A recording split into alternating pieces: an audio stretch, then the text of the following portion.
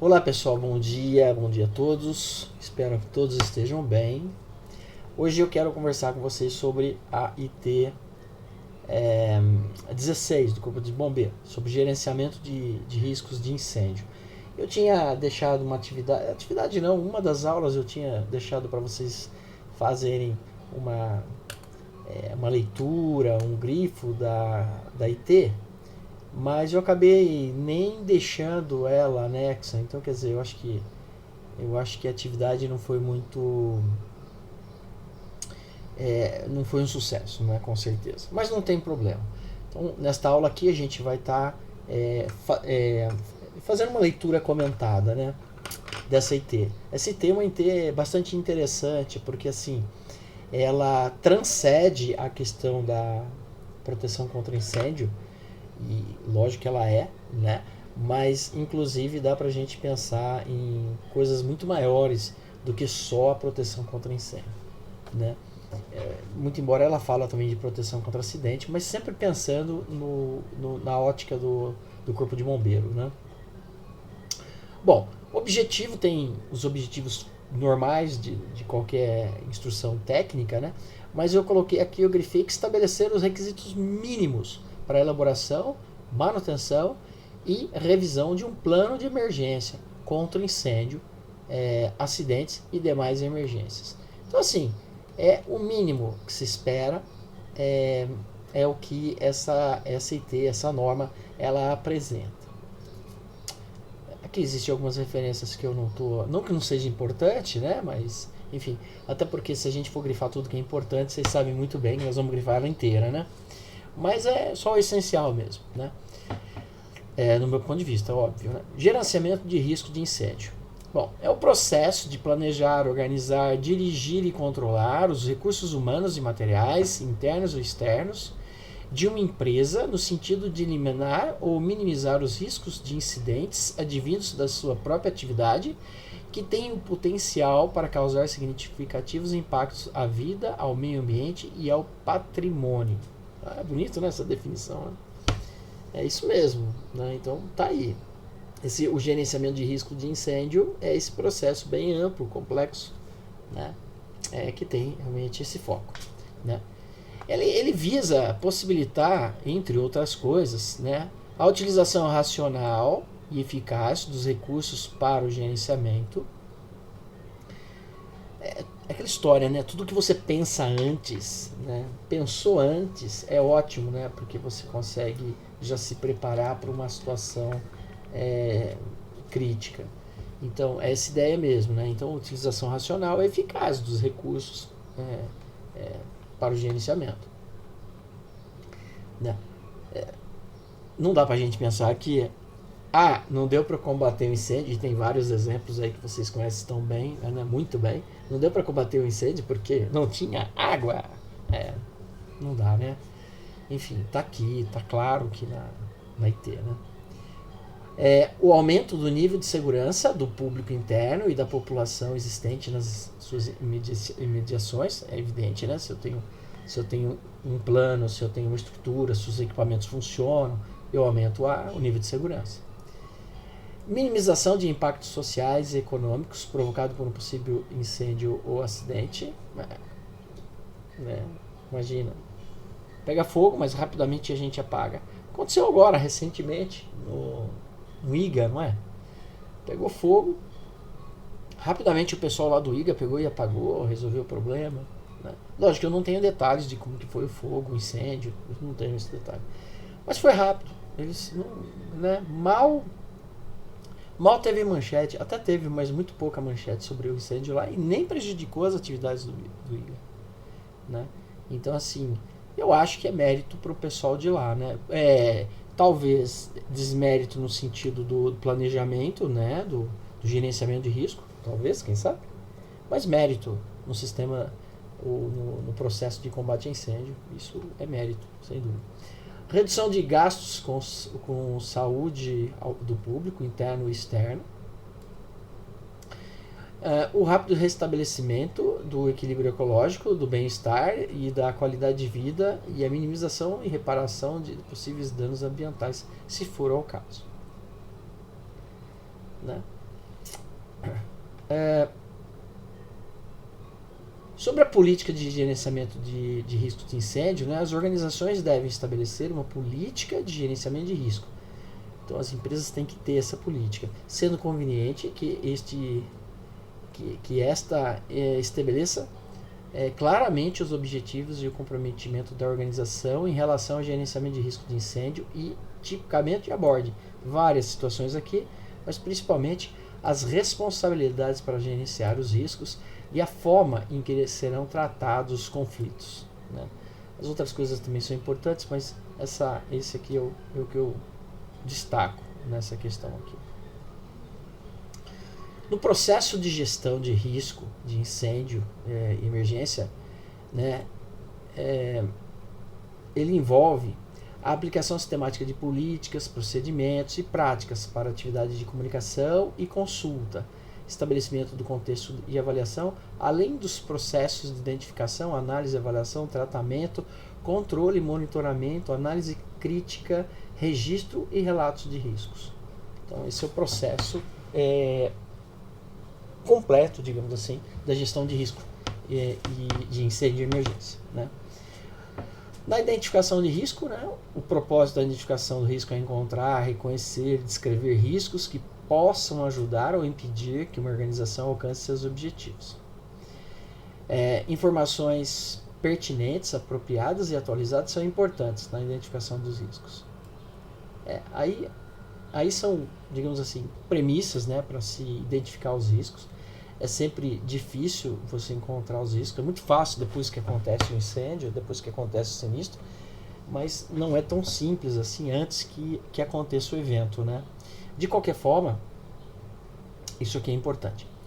A identificação de riscos de incêndio e emergência deve considerar somente os riscos relativos às atividades das empresas, das edificações ou áreas de riscos que causem impacto sobre a vida, o ambiente e sobre o patrimônio, tanto dentro do ambiente considerado quanto externamente, ao redor do ambiente, né?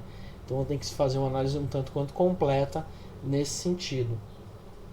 É legal que, se a gente pensar essa questão de identificação do risco, ela cabe muito com segurança do trabalho, né? Não está excluso, né? Porque assim, é só a gente mudar um pouquinho esse foco, né? Não é só o risco de incêndio, mas também os riscos de acidentes. A gente pode pensar dessa forma. Lógico que aqui o objetivo são a questão dos riscos de incêndio, né? Então, assim, aquilo que pode culminar no incêndio, né? E a gente vai aprendendo, né? Tudo nós vamos aprendendo, vamos evoluindo o nosso conhecimento, né? Olha só, eu estava assistindo um documentário,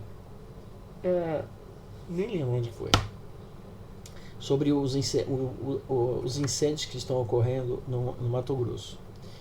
E aí o especialista em incêndio lá, ele falou que existe, o incêndio lá, ele se locomove, acho que foi isso que ele falou, de 3 formas, né?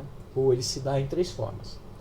Um incêndio no nível da superfície, que se alastra principalmente com as folhas secas, né? E a matéria orgânica seca que tem lá. O incêndio nas copas das árvores, né? Que atinge a copa da árvore.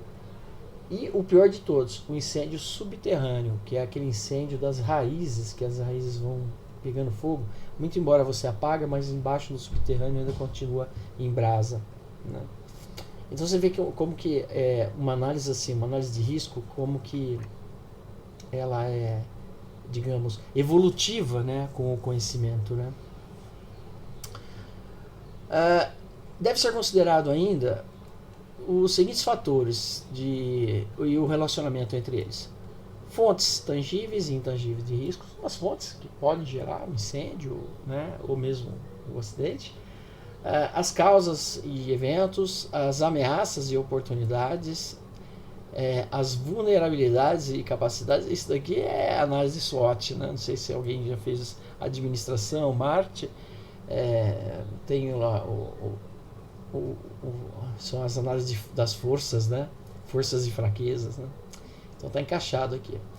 Mudança no contextos externos e internos, indicadores de riscos emergentes, natureza e valores dos ativos e recursos, consequências e seus impactos nos objetivos, limitação de conhecimento e de confiabilidade na informação, fatores temporais, vieses, hipóteses e crenças dos envolvidos. É muita teoria, né?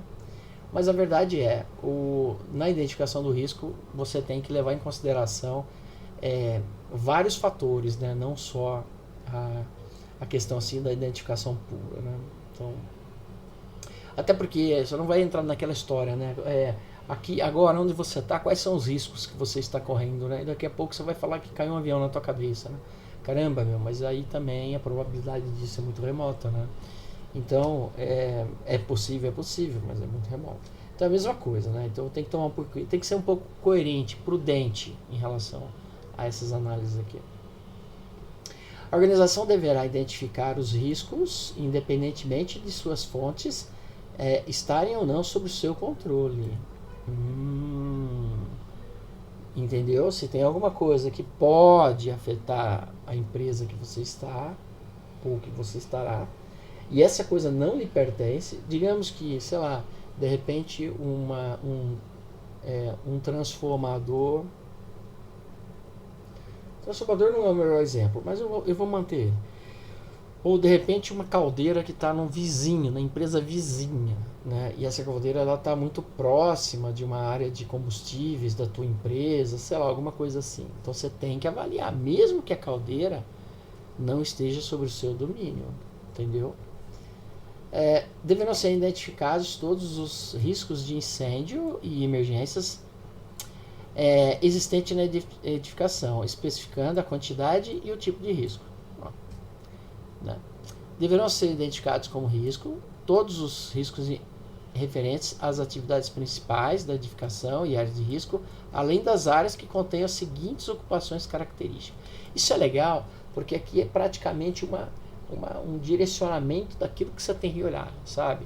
Você tem que olhar tudo, mas principalmente tanques de combustíveis, caldeiras ou vasos sob pressão, cabines ou cabinas de pintura, armazenamento de produtos perigosos, áreas com risco de explosão, depósitos de metais combustíveis pirofóricos, produtos radioativos, espaço confinado, silos, manipulação, armazenamento, comercialização e utilização de GLP ou de gás natural ou outro tipo de gás inflamável, produção, manipulação, armazenamento ou utilização de explosivos ou fogos de artifício, heliponto e heliporto, subestação elétrica, cozinha profissional, cozinha industrial, depósito de produtos inflamáveis, armazenamento de recipientes contendo gases, locais com grande aglomeração de pessoas e outros riscos que necessitam de análise. Então veja como que é legal essa listinha aqui de A a Q. Ela dá assim, um norte muito bacana daquilo que você tem que olhar, né? Eu não sei por onde começar, então beleza, começa com essa lista aí e depois você vai complementando com outras coisas que você enxerga, né? Mas tem que ser feito um inventário de risco, né, gente? Tem que ser feito um inventário, né? E o inventário de risco nada mais é do que ele começa você fazendo uma identificação dos riscos, né? Bom, análise dos riscos. Compreende a natureza do risco e suas características, o nível de risco, né, propriamente dito. Envolve a consideração detalhada de incertezas, fonte de risco, consequências, probabilidade, eventos, cenários, controles e sua eficácia. Assim, tem que procurar identificar com amplitude. Isso é potencialmente importante para você não ficar colocando assim, ficar com um plano exageradamente grande com coisas que não são pertinentes, né? O perigo sempre tem, mas não é análise de perigo, é análise de risco, né? E risco, quando fala em risco, fala-se em probabilidade, né? Não é só no perigo. Se fosse análise de perigo, beleza, tudo. Mas não, é risco. Então você tem que levar em consideração a probabilidade, a severidade, tem que levar em consideração essas coisas. Um evento pode ter múltiplas causas e, consequentemente, pode afetar múltiplos objetivos. Está aqui, gente, né? Em análise de acidentes, ou em análise preliminar de acidentes, ou análise preliminar de risco, né? Você não tem que pensar que um evento pode ter múltiplas causas, né, múltiplas razões. Ou aconteceu um acidente, vou analisar, eu não tenho que avaliar isso, né? Então está aqui, né? Sim, tem mesmo. Pode ser realizada com vários graus de detalhamento e complexidade, né? Então está aqui, a análise de risco ela pode ser feita com vários graus de detalhamento e complexidade. Depende muito do objetivo, depende muito do nível, depende muito de uma série de fatores, né? Então eu penso assim, olha, o ótimo é inimigo do bom, né? Então assim, se eu tenho condição de fazer o ótimo, ótimo, perfeito. Mas de repente eu tento fazer o ótimo e não faço nem o bom, né? Então tá aí. Para análise de risco deverá ser considerado, né, os seguintes fatores: a probabilidade do evento e as suas consequências, ou seja, a probabilidade e a severidade, né? A natureza das consequências, a complexidade e conectividade, fatores temporais e volatilidade, a eficácia dos controles existentes e a sensibilidade a níveis de confiança. Na realidade, para análise do risco, você tem que ver, a gente pode resumir isso em analisar a probabilidade e a severidade daquele risco, né? Basicamente é isso, né? Basicamente. Bom, aqui já vai falar um pouquinho do tratamento dos riscos, né? Então, o propósito do tratamento é selecionar e implementar opções para abordagem dos riscos, né? O tratamento de risco envolve um processo interativo de formular e selecionar opções para tratamento do risco, planejar e implementar tratamento de risco, avaliar a eficácia do tratamento, decidir se o risco remanescente é aceitável e, se não for aceitável, realizar tratamento adicional. Aqui é um PDCA da vida, né? Planejar, fazer, verificar e corrigir, né? Então, PDCA da vida. Então, formula, né, as opções para você tratar aquele risco, né, eliminar aquele risco, minimizar aquele risco. Planeja e implementa o que você planejou, idealizou. Avalia se ele, o check, né, avalia se ele ficou bom. E nesse avaliar, verifica se o risco remanescente, ou seja, se o que você fez gerou um risco ou se sobrou uma parcela de risco, se ela é aceitável ou não.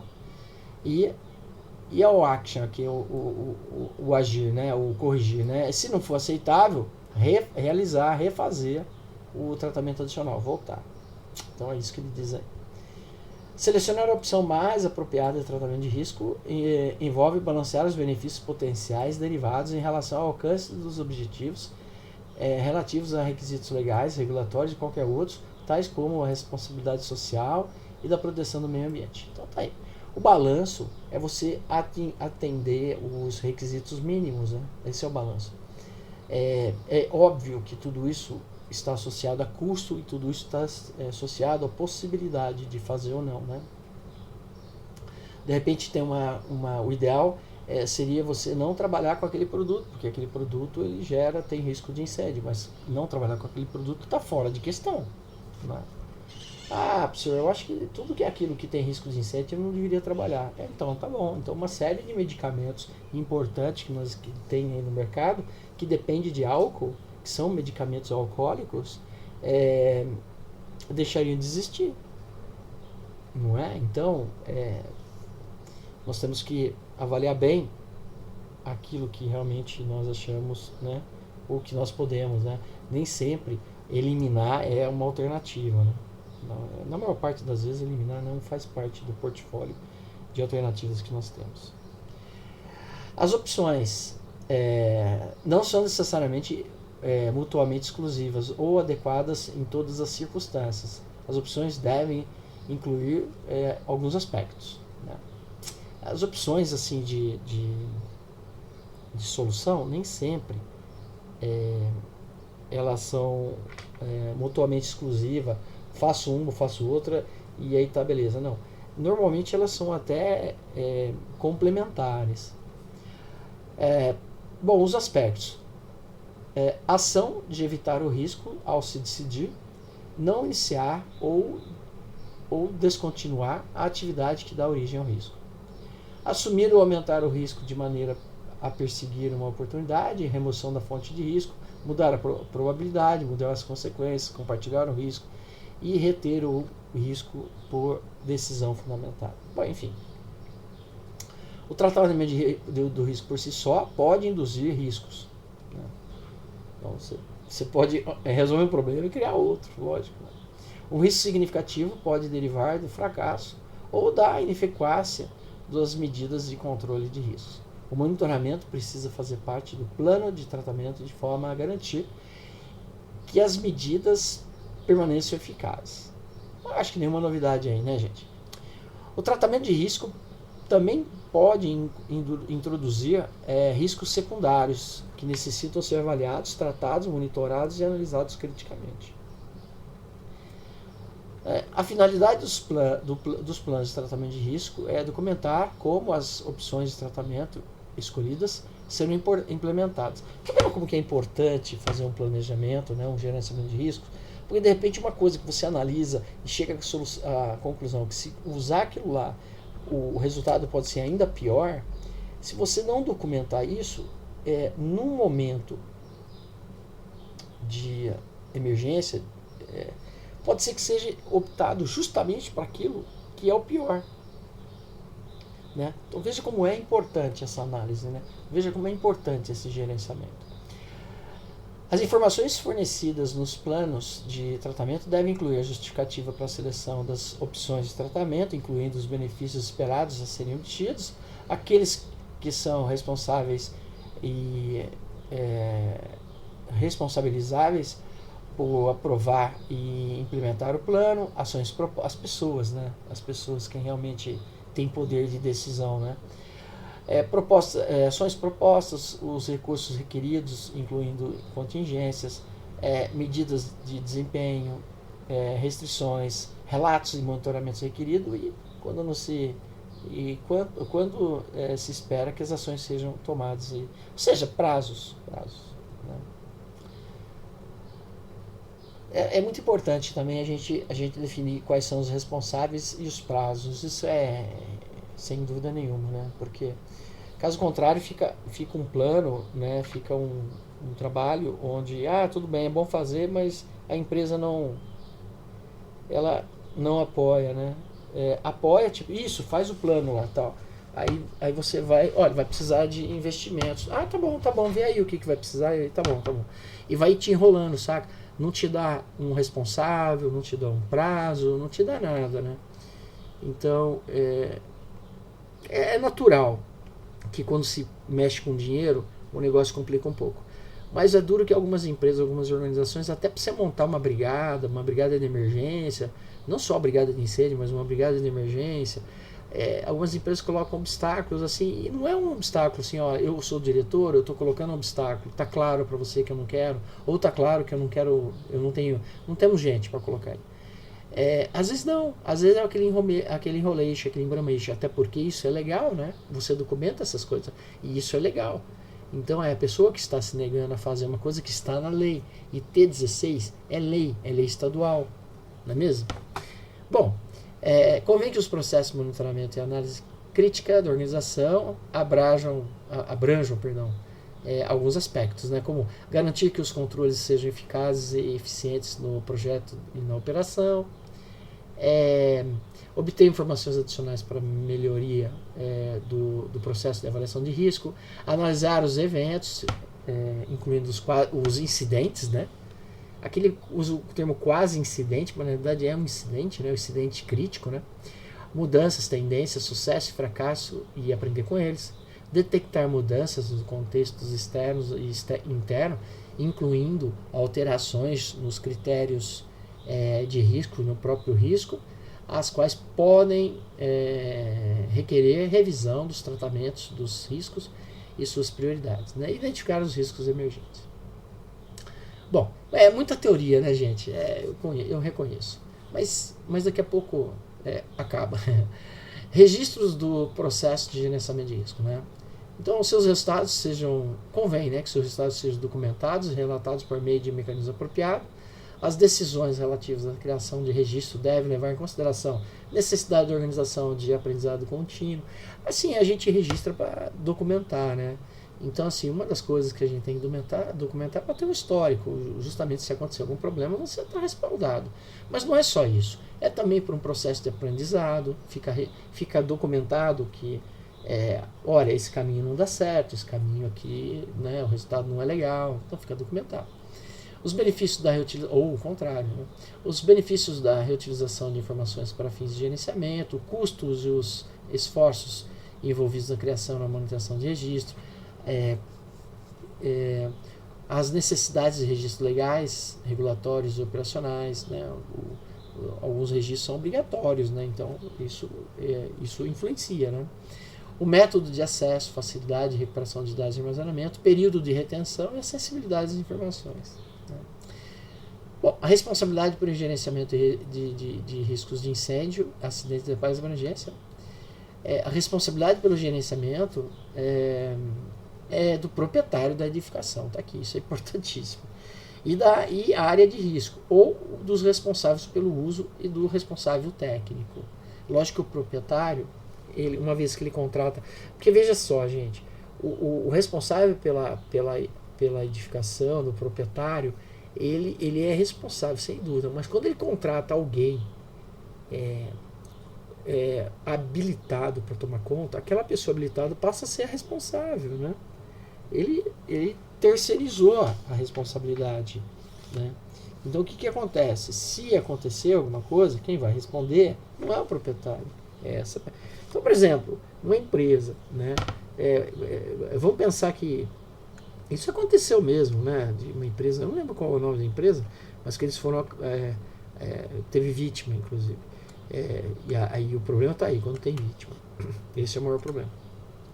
E aconteceu que foi combater o fogo e não tinha equipamento, não tinha água, não tinha os hidrantes, os extintores de incêndio não estavam legais, né? As duas pessoas que responderam foram o engenheiro de segurança do trabalho e o técnico de segurança do trabalho. Entendeu? Não foi o proprietário da edificação lá da instalação. Foram os profissionais de segurança. Porque eles são, principalmente o engenheiro, nesse caso, ele é habilitado. Ele responde por isso. Então, assim, a equipe, o SESMIT, trabalha junto, sabe? Tem que trabalhar junto. E normalmente trabalha junto mesmo, né? Porque a gente sabe, né?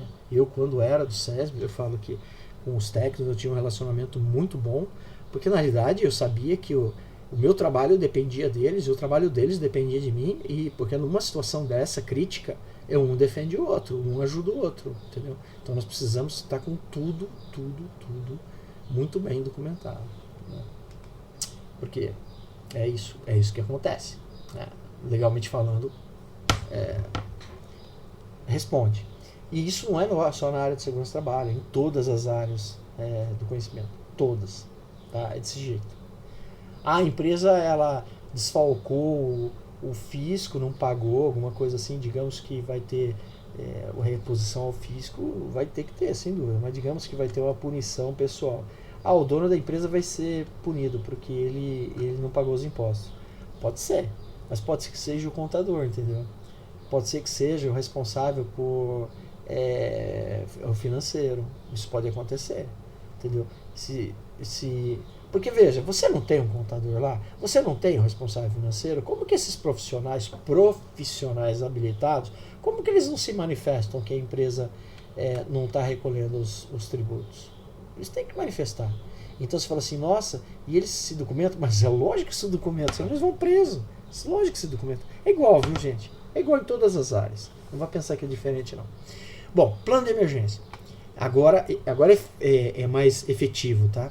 É a materialização de toda a política de gerenciamento de riscos implementada na cultura organizacional, conforme os requisitos estabelecidos nos itens anteriores, né? E deve ser desenvolvido a partir desse gerenciamento. Então, assim, o fruto de tudo que nós falamos tal, é o plano de emergência, tá?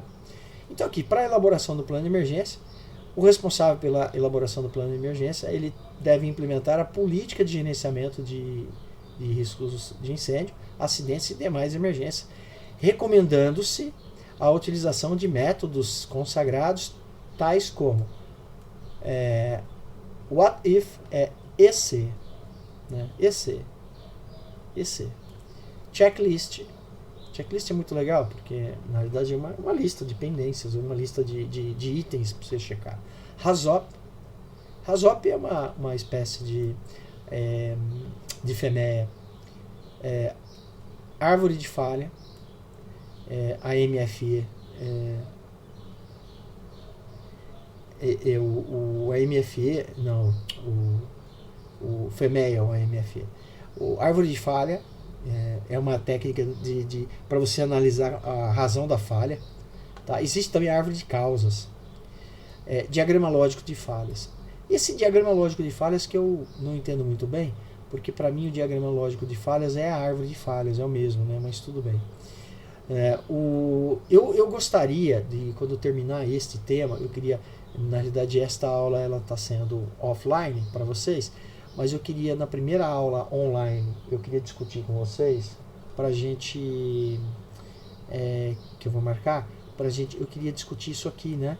Eu acho que seria legal a gente ver alguma coisa, e aí eu penso que nós podemos ver a análise de árvore de falha, e poderíamos ver o HAZOP, ou se não o HAZOP, o FMEA.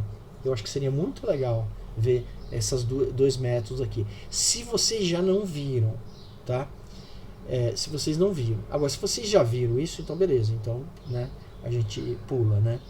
A gente pula. Mas é muito interessante esses métodos aqui, porque eles acompanham vocês ao longo da sua experiência profissional.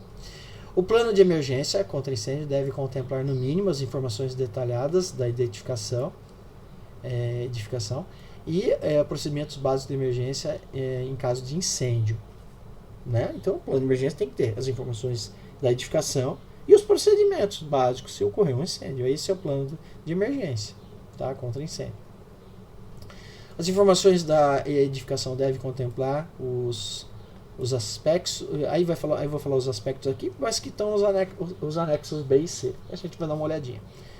Localização, construção, ocupação, característica, tá? Tá característica da localização, da construção, da ocupação, da população total e por setor, da área e andar, características de funcionamento, pessoas portadoras de necessidades especiais, riscos específicos da atividade, recursos humanos, recursos materiais, né?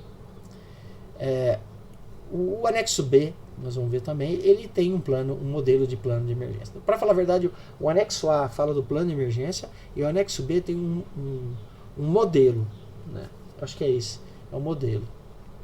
Deixa eu ver, eu acho que o A é o plano e o B é o modelo. Eu li alguma coisa de anexo aqui, deixa eu voltar aqui. É B e C. Mas depois ali a gente olha. É bem bacana, né? Bom, os procedimentos básicos de emergência em caso de incêndio devem contemplar os aspectos. Alerta, né? Então, alerta tem que ver o seguinte, identificar a situação onde qualquer pessoa pode alertar os ocupantes, brigadistas, os bombeiros, profissionais civis e apoio externo, né? Ou então essa função ela pode ser automaticamente. Então isso tem que estar lá no plano de emergência, né?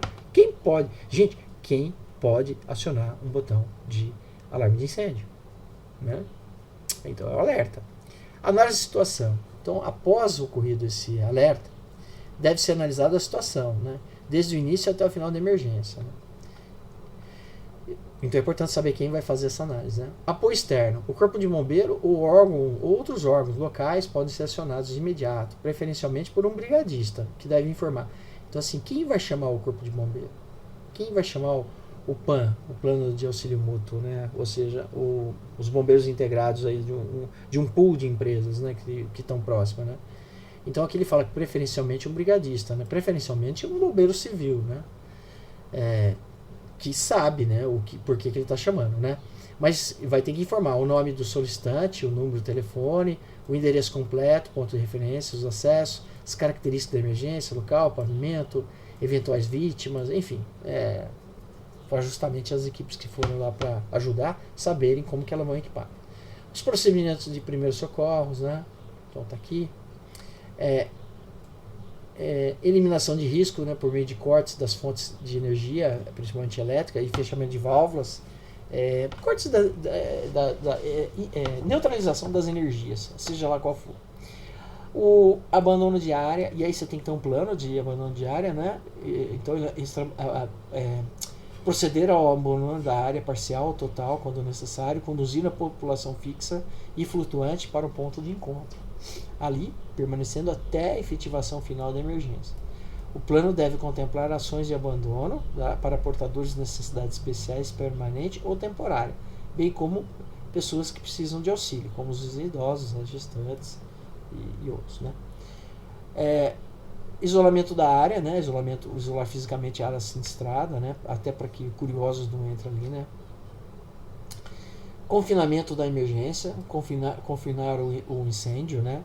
De modo a evitar a propagação. Combate do incêndio e resolução da emergência, né? Então aí sim, a ação de combater o incêndio, né? Quando possível, lógico, até a extinção total ou a resolução da emergência. Investigação, verificar as causas dos sinistros, né? O que gerou esse incêndio, né? Aí fala um pouquinho da planilha de informações operacionais, né? Que na realidade é um roteiro, né, de levantamento de dados sobre edificação, sua ocupação, detalhes úteis para o pronto atendimento operacional do Corpo de Bombeiro. Está lá no anexo D, nós vamos ver daqui a pouquinho.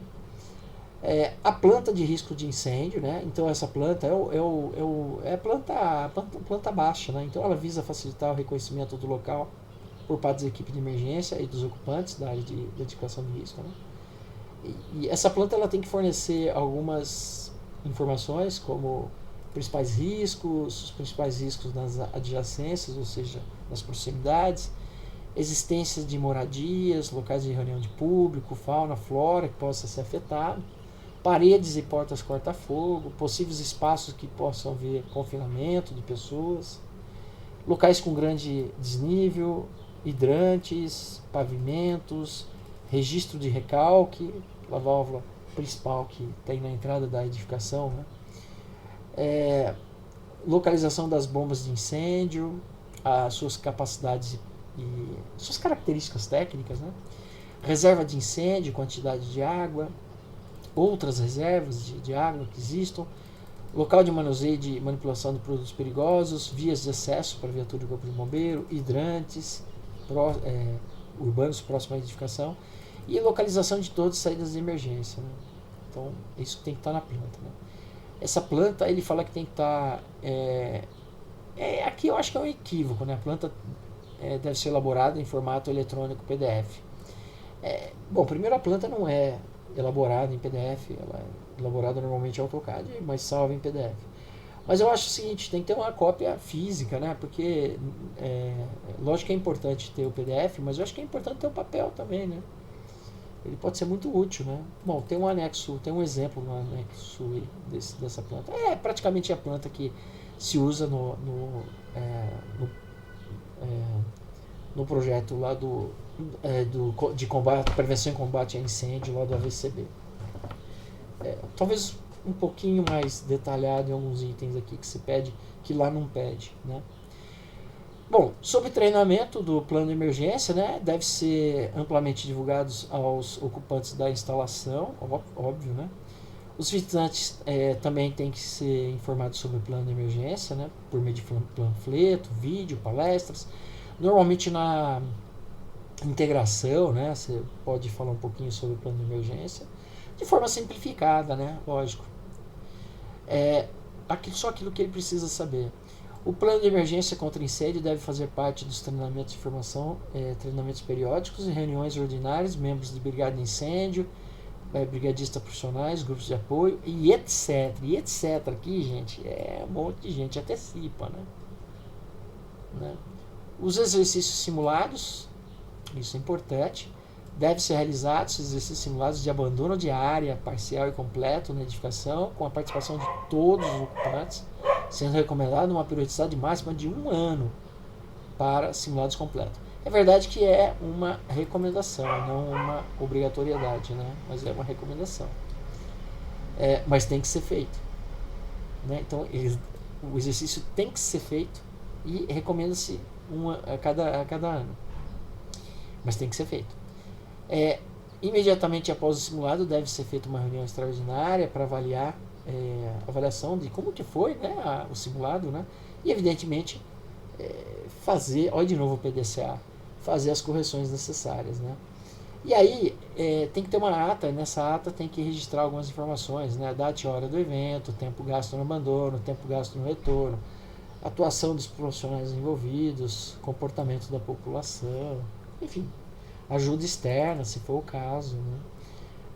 Falha de equipamentos, falhas operacionais, demais problemas levantados. Assim, se for usar o PAN, aí tem que,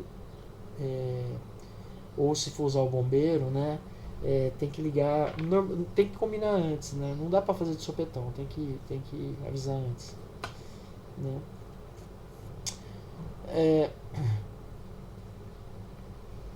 Bom, falhas de equipamentos, falhas operacionais e demais problemas levantados na reunião. Enfim, é isso que tem que ter.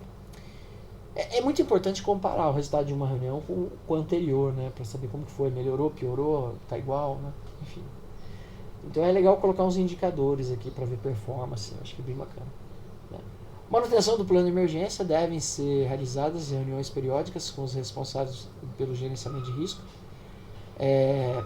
juntamente com sua equipe multidisciplinar, quando tiver, né, o coordenador geral da brigada de incêndio, chefe e líderes de brigada, um representante dos brigadistas e um representante do grupo de apoio, com registro em ata e envio às áreas competentes para providência, né. Na realidade é uma discussão sobre o plano de emergência, né, principalmente depois dos simulados, né, é muito importante. Discutido os seguintes itens: um calendário de exercício de abandono, funções de cada pessoa dentro do plano de emergência, condições de uso dos equipamentos de combate a incêndio, que legal. Apresentação dos problemas relacionados à prevenção dos acidentes, né, áreas de incêndio, encontrado nas inspeções, atualização técnica de táticas, né, técnicas e táticas de combate a incêndio, né, e outros assuntos aí pertinentes. Deve ser realizado reuniões extraordinárias para análise da situação sempre que ocorrer algum sinistro, foi identificado algum risco iminente, ocorrer alguma alteração significativa dos processos, houver a previsão de execução de serviços que possam gerar riscos. Aqui não fala de reuniões, aliás, desculpa, essas são as reuniões extraordinárias, tá? Na realidade tem que ser feita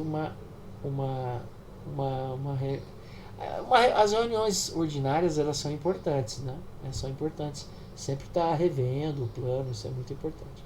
É lógico que depois de cada fato motivador é onde você vai ter mais argumento para rever o plano.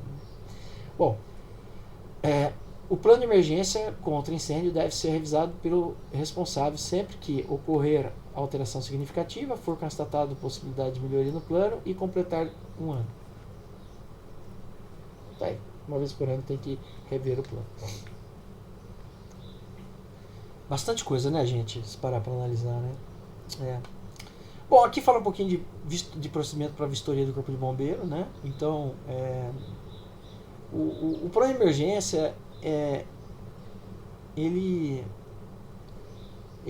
tem que ter uma cópia, né, disponível, impresso, em papel, para consulta, em local de permanência humana constante, portaria, sala de segurança, pode ser requisitado pelo Corpo de Bombeiro na vistoria, em treinamentos ou em situações de emergência, né? A planilha de informações operacionais que eu citei anteriormente, ela também tem que estar disponível para consulta no mesmo local, junto. A planta de risco também, né? Só que aqui ele fala que tem que estar fixada na entrada da edificação, portaria ou recepção dos pavimentos de descarga ou junto ao hall de demais pavimentos, de forma que seja visualizado por ocupantes, equipes do Corpo de Bombeiro, né, em caso de emergência. Ela tem que ser em escala visível, legível, bem como protegida por materiais que não se danifiquem facilmente durante um sinistro. Então, pede aqui para estar em uma moldura de vidro, né, por exemplo. E aí acabou. Acabou a nossa IT 16. Um pouco corrido, eu reconheço, né? Aí vem era o anexo B e C que eu queria falar. O anexo A é o fluxograma de procedimentos de emergência contra incêndio. Né? Então aqui tem um procedimento, né, muito legal. Né? Então, início, né, alguém aciona lá o alerta, né? Aí vem a análise da situação. E aí vem a primeira pergunta: há emergência? Sim ou não? Se há emergência, sim. Então, procedimento. Duas perguntas: a vítima? Sim ou não? Há incêndio? Sim ou não? Né? Bom, se há vítimas, então há necessidade de socorro. Se há necessidade de socorro, aplicação do primeiro socorro. Há necessidade de apoio externo, chamar o apoio externo. Né? Se há vítima. Agora, se há incêndio, há necessidade de apoio externo? Se sim, então apoio externo. Há necessidade de eliminação do risco? Se sim, eliminação do risco. Há necessidade de manoro diário, faz a manoro. Há necessidade de isolamento, há necessidade de confinamento, há necessidade de combate ao incêndio. Se o acidente foi controlado, ele vem para cá. Aí, tanto a vítima e incêndio é feito aqui a investigação, é feito um relatório, né, uma cópia para os setores e para o arquivo. Né. Se não foi controlado, volta, continua aqui, entendeu? Né? Ele continua dessa forma aqui. Eu não. Deixa eu ver. Foi controlado. É isso aí. Então tá aí. O anexo B é o modelo de plano de emergência contra incêndio. Eu não vou ler isso aqui, né, que chega de leitura, né? Mas é um modelo, tá? O anexo B. O anexo C é muito legal, porque é um exemplo. Então aqui o anexo B você tem um modelo, né, dos itens do plano de emergência. E o anexo C você tem um exemplo de plano de emergência. Já está preenchido, entendeu? Lógico, é um exemplo, tá, gente? Pelo amor de Deus, né? Não vai, não, mas lá está escrito que tem que ter 80 membros na brigada. Pelo amor de Deus, isso é um exemplo. Né? Para esta situação, precisa ter 80 membros. Né? É só um exemplo. Então é o modelo preenchido. O anexo D é a planilha de informações operacionais, entendeu? É aquela planilha que ele fala, então tá aqui. É só fazer o preenchimento dessa planilha, é bem simples. Né? E o anexo E é um modelo. O anexo E é um modelo de planta. Né? É igual aquela planta de combate a incêndio, só que é uma planta de risco de incêndio. Né? Então ela é um pouco mais simplificada. Mais ou menos. Né? Então tem as informações, tem uma legenda aqui, simplificada, as informações aqui. Você bate o olho e você consegue enxergar exatamente o que acontece. Ok? É isso, gente. Eu vou deixar uma atividade para vocês e qualquer coisa você manda um chat aí, manda uma mensagem para mim e a próxima aula a gente vai estar fazendo online para poder discutir um pouco esse plano esse gerenciamento de riscos de incêndio, ok? Até mais, um abraço, até a próxima.